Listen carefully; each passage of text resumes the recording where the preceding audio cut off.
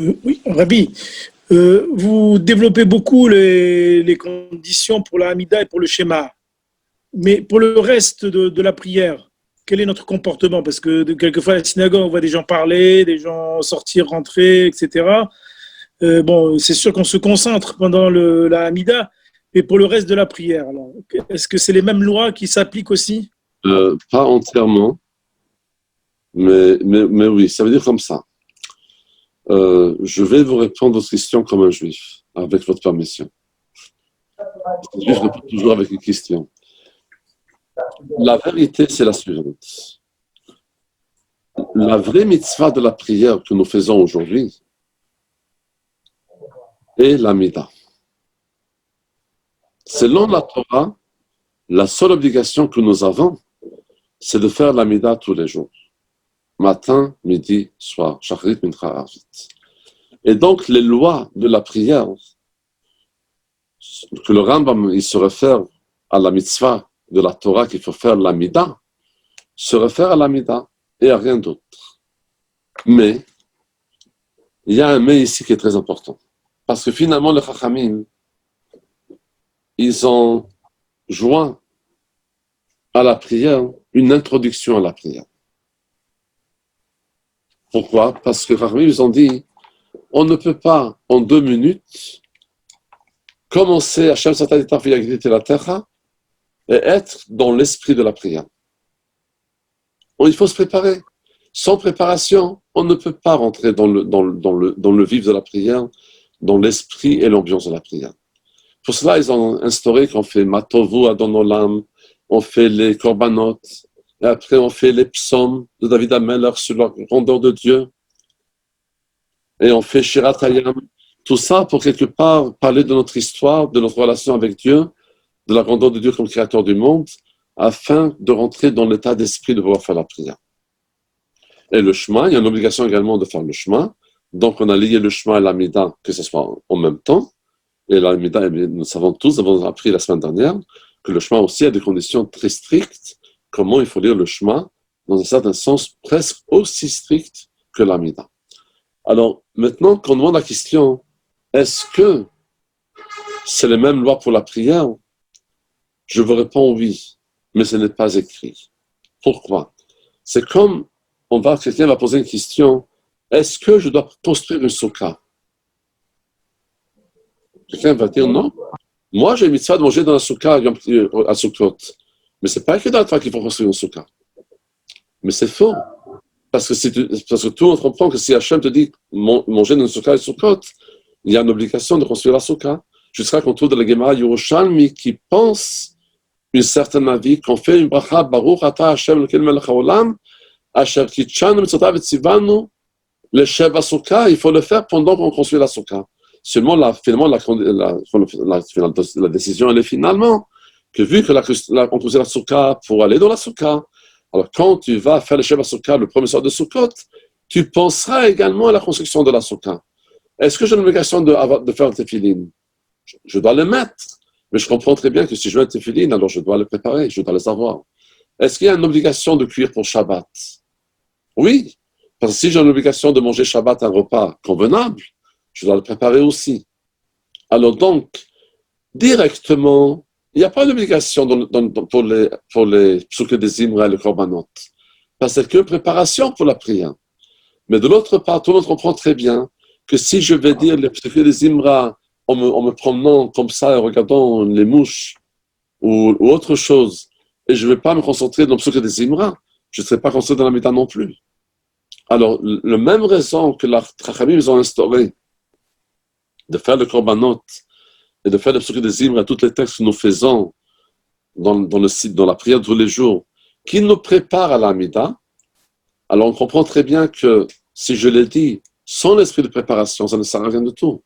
Donc évidemment qu'il faut que je le fasse avec le même respect que je fais la prière de l'Amida. La seule différence, elle est que je ne suis pas obligé d'être les pieds collés comme dans l'Amida, que là, il faut être comme les anges.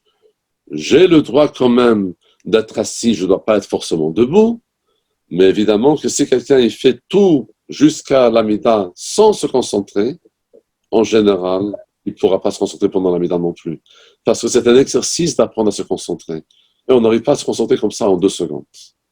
Je ne sais pas si je répondais à votre question. Parfait, parfait. Merci beaucoup. Merci. Alors, j'ai une petite question. Dans le cas où on travaille pour quelqu'un, comme vous avez dit, on doit simplifier la tfila. On doit simplifier. Mais ça reste quand même, ça prend quand même un certain temps, même si c'est un quart d'heure. Est-ce qu'on doit, on doit le quart d'heure à l'employeur? Alors, la question, elle est comme ça. Oui, on le doit le quart d'heure.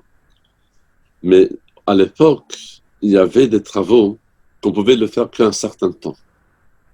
Et par exemple, on va dans un champ pour récolter.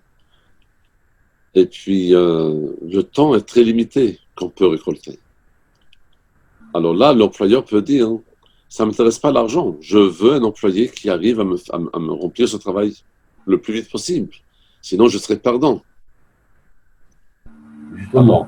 Alors, à ce moment-là, c'est ça le problème. Alors, donc, on dit que si c'est sur le compte du propriétaire, alors on va quand même, dans la mesure où ça prend beaucoup trop de temps, alors on va quand même faire en sorte de ne pas descendre de l'arbre. Pourquoi? Parce que il y avait ici une question c'est une question de perte de concentration. Et je te remercie de poser la question parce que ça va nous clarifier un peu pour dire que c'est pas qu'il faut prendre les choses dans un contexte spécifique pour comprendre de quoi, c'est quel achat il s'agit. À l'époque, les employés étaient comme des esclaves, en quelque sorte.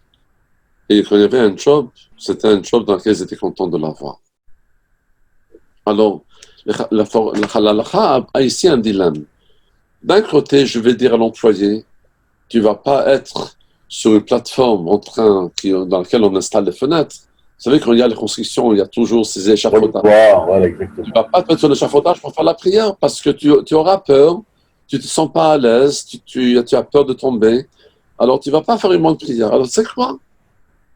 Descends. Mais le problème, ce employeur, il travaille sur un quota. Le premier propriétaire, il y a un certain de production qui va amener. Maintenant, le propriétaire va dire, oula, qu'est-ce qui se passe? Chaque jour, tout le monde produit 20 et toi, tu produis 15. Alors, il a un problème avec son travail. Alors, d'un côté, on va gagner la concentration, théoriquement, qui va descendre, il va se trouver sur la terre plate, il prie comme il faut, il n'y a pas de problème. Mais il y a un autre problème qui va enlever la concentration, qu'il dit, je suis en train de perdre. Mon patron va m'en vouloir. Voilà. Alors on gagne d'un côté, on perd de l'autre côté. On gagne d'un côté qui va descendre sur la terre plate de prier, donc sur une place qui n'a pas de danger, mais en même temps le préoccuper des conséquences par rapport à son patron.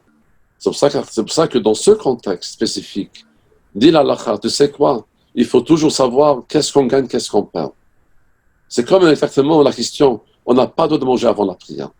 Mais si quelqu'un, il a vraiment soif, et toute la prière va penser, j'ai soif, j'ai soif, j'ai soif, alors c'est boire avant la prière, et comme ça tu pourras prier sans penser que tu as soif. Donc, bien sûr, on veut gagner la concentration. On veut gagner que la prière soit de la meilleure manière possible. Mais si les conditions pour la concentration, finalement, sont contre-productives, alors ce n'est pas la peine de le faire. Voilà un peu l'idée de cette halakha. Donc, il faut juger ça dans toutes les situations pour savoir si une personne, comme par rapport à la prière, comment ça se passe, parce que peut-être des fois qu'on gagne d'un côté, on va perdre de l'autre côté. Et l'objectif, il est que la personne puisse quand même faire la prière avec une sérénité et pas en étant stressée. C'est pour ça il y a le lunch and learn à 1h30, à 13h30. Oui, c'est juste. Mais avec le Covid, il n'y a plus le lunch, j'ai que le learn. Enfin, le learn, Oui. Mais de dire, c'est une affaire très importante. C'est ça d'ailleurs aussi, dans cette période de mois d'Elul, quand on fait déjà slichot pendant 1 heure ou 3/4 d'heure, après encore shacharit, il y a souvent des gens qui prennent un petit café entre les slichot et shacharit, parce que voilà, ils ont besoin d'un petit remontant de pouvoir faire la prière. Alors si c'est un café pour le café, ça ne va pas, mais si c'est un café qui ne va pas mettre de faire une prière, alors là, le café aussi, ensuite, il va prier, en se trouvant dans notre corps. Alors c'est acceptable, c'est pour ça que Rambam dit que si on a soif ou on est affamé, c'est comme une sorte de maladie, d'un manquement du corps, qui nous permet bien sûr de s'alimenter, de se désaltérer, afin qu'on puisse ensuite faire la prière dans de bonnes conditions. Mais oui, mais il y a une question, donc, principe, c'est la question de principe c'est donc, en fait, il ne faudrait pas, enfin, si vous pouvez m'éclaircir ou clarifier, en fait, on ne devrait pas prendre le temps de tefila sur le temps de, disons, le temps de travail, en fait, qu'on doit à son patron, non? Ça dépend de quel contrat de travail on a. Si on est si on est en milieu de travail, alors là, sans la permission de patron, on ne peut pas le faire, non. Mais aujourd'hui, je pense que, voilà, avec les heures de travail aujourd'hui, il y a assez de temps pour tout ça, pour faire la prière. C'est plus qu'on travaille à l'époque. À l'époque, les gens travaillaient du lever du soleil jusqu'à le coucher du soleil. Et c'était pas assez. C'était notre système. Aujourd'hui, personne ne travaille du lever du soleil jusqu'au coucher du soleil, en tout cas pas en été. Donc, je dis, c'est des conditions différentes. De manière, ce qu'on recherche, c'est ne pas perturber la sérénité ni du patron, ni de l'employé surtout, et pas le forcer à faire des choses qui vont le empêcher d'avoir la concentration de la prière.